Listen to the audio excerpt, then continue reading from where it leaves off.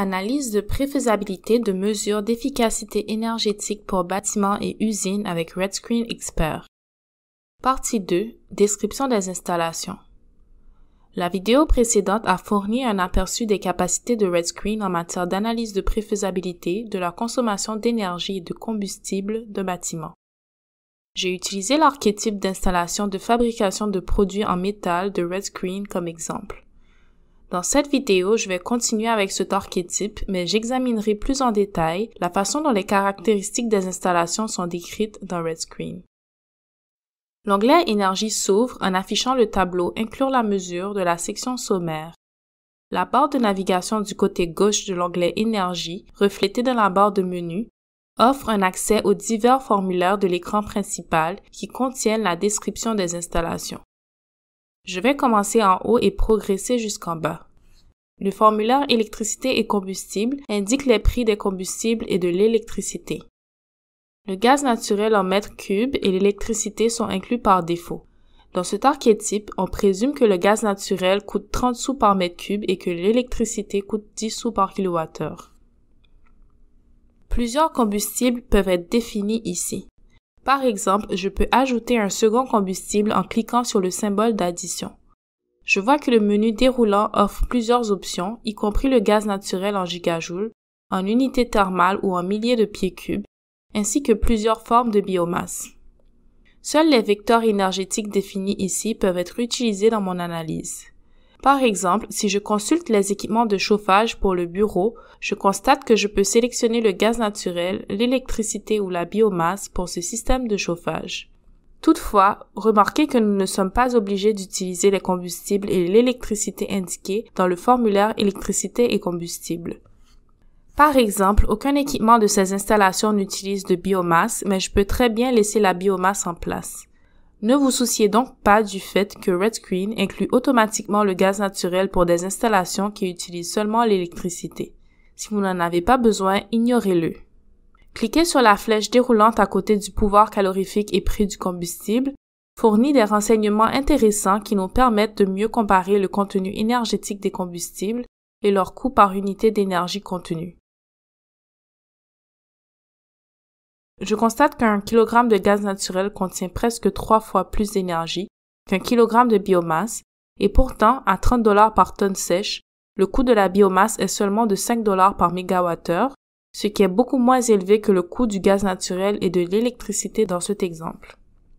Le formulaire d'horaire indique pendant combien d'heures un espace est occupé chaque jour, de façon à ce que les exigences de température intérieure et de ventilation puissent être définies pour les périodes d'occupation et de non-occupation.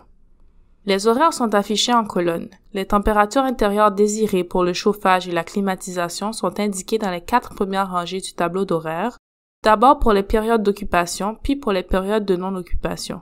L'horaire 24/7 est inclus par défaut. Il peut être utilisé lorsque la température intérieure désirée ou l'exigence de ventilation reste la même pendant une journée de la semaine. Au besoin, d'autres horaires peuvent être ajoutés à l'aide du symbole d'addition à la droite du formulaire. Cet archétype comprend divers horaires pour différentes parties du bâtiment. L'horaire nommé bureau cas de référence, qui a été ajouté par l'archétype, indique que pendant les périodes d'occupation, la température intérieure des espaces où cet horaire est sélectionné est de 21 degrés Celsius pour la saison de chauffage et de 22 degrés Celsius pour la saison de climatisation. Pendant les périodes de non-occupation, ces valeurs passent à 19 et à 24 degrés Celsius respectivement. Les taux d'occupation totalisent 9 heures par jour, 5 jours par semaine. Si la ventilation est seulement requise pendant les périodes d'occupation, cet horaire pourrait être utilisé. Les noms fournis permettent à l'horaire d'être identifié dans les listes déroulantes des autres formulaires. Par exemple, si je consulte le formulaire d'enveloppe de bureau, je constate dans le haut que les horaires du cas de référence de bureau et du cas proposé de bureau ont été sélectionnés. Je constate aussi que ces horaires ont été utilisés dans le formulaire de ventilation pour l'espace de bureau afin d'indiquer le moment où la ventilation et l'air neuf sont requis. L'utilisation de 2 horaires différents pour le cas de référence et le cas proposé permet d'examiner les effets de la modification des paramètres du thermostat. Sous les horaires, la température de transition entre le chauffage et la climatisation a été réglée à 15 degrés Celsius. Redscreen compare ce seuil à la température moyenne de l'air extérieur pour déterminer la longueur de la saison de chauffage ou de la saison de climatisation. Redscreen présume que lorsque la température moyenne de l'air extérieur est supérieure à ce seuil, aucun chauffage n'est requis au-delà du chauffage fourni par les gains internes et les gains solaires. Pareillement, lorsque la température moyenne de l'air extérieur est inférieure à ce seuil, aucun refroidissement n'est requis. Pour ce bâtiment situé à London, en Ontario, ces valeurs sont de 225 et 140 jours par année, respectivement. Et il y a plusieurs approches pour choisir une température de transition entre le chauffage et la climatisation appropriée. Si le bâtiment existe déjà, vous pouvez consulter le gestionnaire du bâtiment. Vous devriez examiner les longueurs des saisons de chauffage et de climatisation pour vous assurer qu'elles correspondent à une fraction d'une année typique où le chauffage et la climatisation sont requis respectivement. Cela fonctionne aussi pour les bâtiments qui ne nécessitent que du chauffage ou que de la climatisation. Ignorez simplement la saison pendant laquelle les équipements ne fonctionnent pas. Pour les bâtiments ayant une période où le chauffage et la climatisation sont requis simultanément, ou lorsque ni le chauffage ni la climatisation ne sont requis, il peut être acceptable d'attribuer la moitié de cet horaire à la saison de chauffage et l'autre moitié à la saison de climatisation. Finalement, la température de transition entre le chauffage et la climatisation de cette période intermédiaire entre la saison de chauffage et la saison de climatisation peut être ajustée en tentant de réconcilier le modèle de la page énergie aux données de surveillance de la consommation annuelle de combustible ou d'énergie du bâtiment, comme nous le verrons dans la 4e vidéo de cette série. Par contre, si le bâtiment n'a pas encore été construit, il peut être difficile de sélectionner une valeur appropriée pour la température de transition entre le chauffage et la climatisation. Vous pouvez examiner d'autres bâtiments dont l'âge, la construction ou l'utilisation sont similaires. Vous pouvez aussi commencer avec une température d'environ 16 ou 17 degrés Celsius et la réduire si les gains internes ou les gains solaires sont particulièrement élevés, si l'enveloppe est bien isolée, si l'infiltration est faible ou si les exigences de ventilation d'air neuf ne sont pas particulièrement grandes. Il y a un aspect dont il faut tenir compte. La température de transition entre le chauffage et la climatisation est affichée sous la colonne de l'horaire 24/7, mais elle n'est pas directement associée à cet horaire. Comme mentionné plus tôt, elle détermine la durée des saisons de chauffage et des saisons de climatisation, utilisées pour appliquer tous les horaires. La section des équipements est consacrée aux équipements qui produisent du chauffage ou du refroidissement. Tout ce qui nécessite du chauffage ou du refroidissement apparaît dans la prochaine section, utilisation finale. Donc les systèmes de chauffage et de climatisation sont définis sous la section équipement et pour chaque exigence de chauffage ou de refroidissement dans la section d'utilisation finale, le système de chauffage ou de climatisation peut être sélectionné dans une liste déroulante. Par exemple, si je consulte la liste déroulante de systèmes de production de chaleur pour le formulaire de ventilation de bureau, je retrouve les systèmes de chauffage qui apparaissent dans la section des équipements. Les systèmes de chauffage sont seulement définis par le combustible qu'ils consomment et par leur rendement saisonnier, soit l'efficacité moyenne de la conversion de combustible en chaleur pendant l'année. Il y a un cas de référence et un cas proposé qui seront les mêmes si aucun changement n'est apporté au système de chauffage. Dans cette situation, les surcoûts à l'investissement et les économies d'exploitation et d'entretien sont évidemment nuls. Les systèmes de climatisation sont aussi décrits en fonction du combustible et de l'efficacité. Pour les systèmes de climatisation par compression de vapeur, le combustible sera habituellement l'électricité. L'efficacité est décrite par un coefficient de performance saisonnier ou COP qui représente les unités de refroidissement produites pour chaque unité d'énergie de combustible. Dans cet archétype, le système de climatisation extrait du bâtiment 3,1 kWh de chaleur pour chaque 1 kWh d'électricité qu'il consomme. Dans le formulaire d'équipement de production de chaleur ou de froid, cliquer sur une case à cocher permet d'accéder aux paramètres liés à la sélection d'équipement.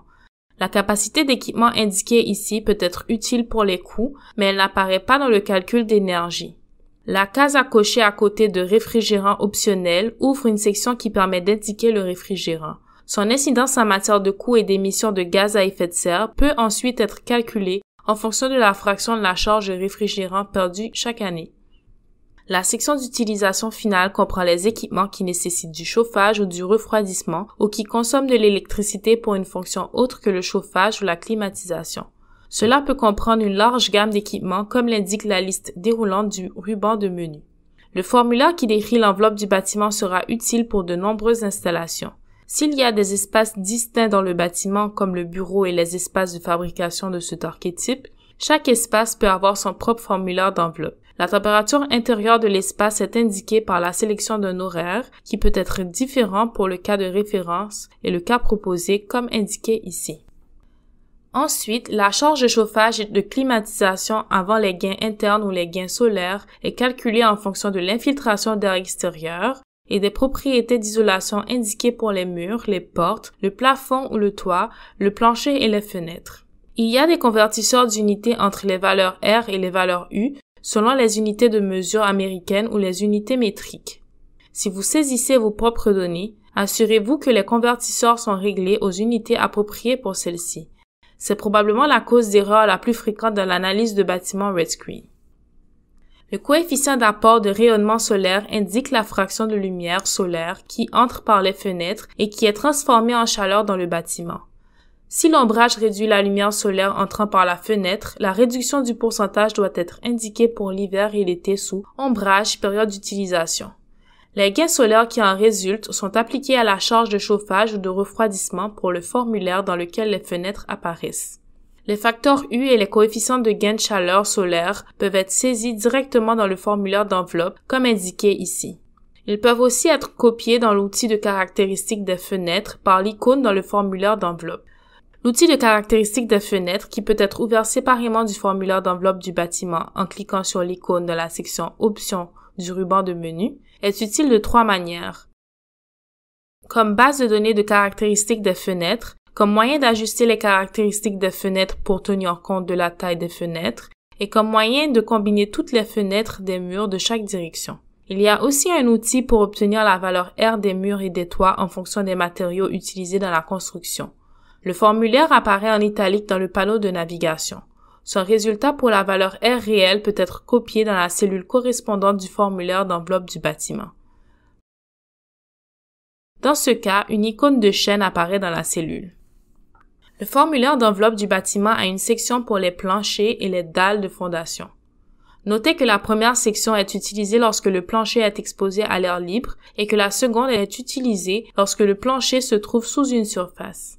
Une fois les caractéristiques de l'enveloppe saisies, RedScreen peut calculer les exigences de chauffage et de refroidissement pour l'espace. Cela apparaît tout en bas du formulaire. Les résultats sont indiqués en kWh, mais ne présumez pas que ces résultats sont des charges électriques ou des mesures de consommation de combustible. Ils sont plutôt des exigences d'énergie thermique.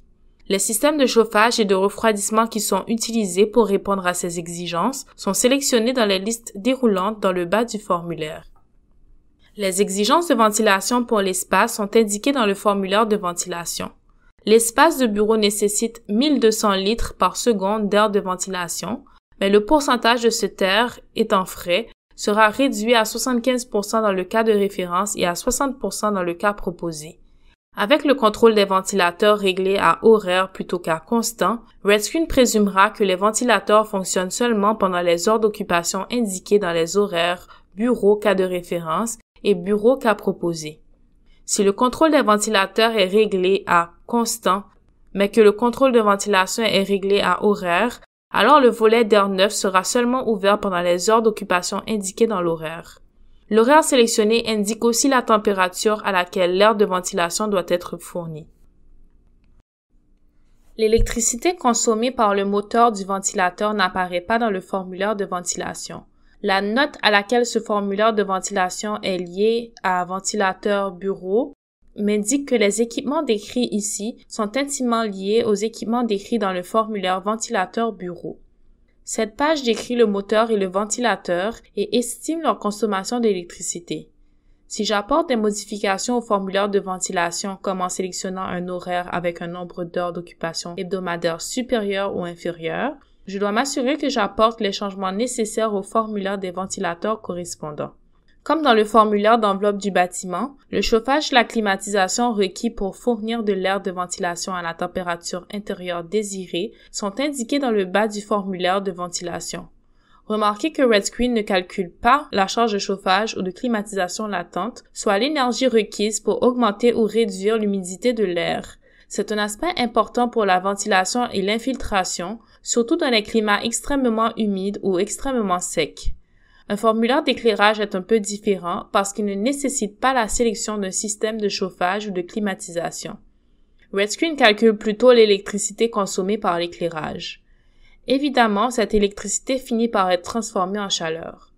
L'utilisateur peut indiquer si cette chaleur réduit ou non la charge de chauffage, augmente ou non la charge de climatisation ou les deux.